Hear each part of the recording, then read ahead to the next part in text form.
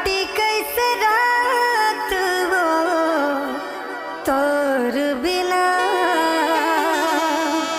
जिया नहीं जाएगी रे हे संगीना।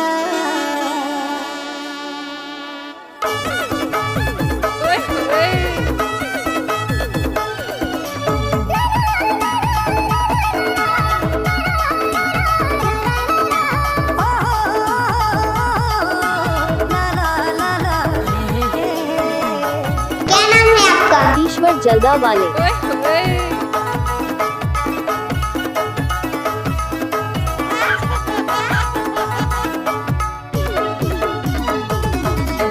तोर मोर चक्कर होगी मशगूल जन जाना मोरे आखिर दूर कहाँ जाबे ते नहीं सुनते ते कहाँ जाबे जानत दिल यार जानत से तोर बिना मैं न रहूं मोर बिना ते कहाँ जाबे ते नहीं सुनते ते कहाँ जाबे।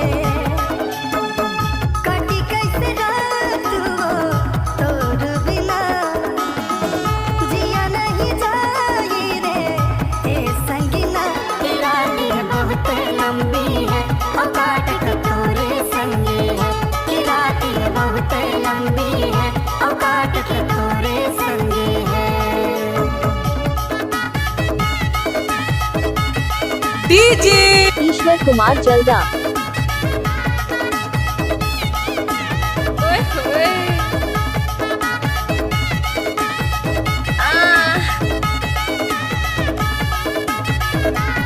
अरे हटा, चल अपना बजा।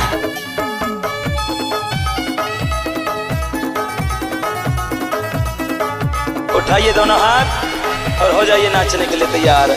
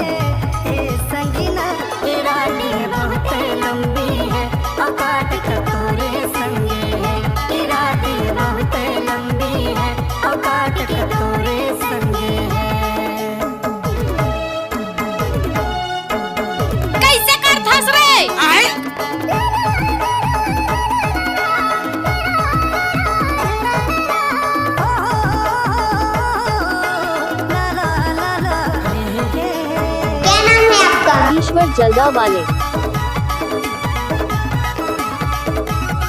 अरे जा जा।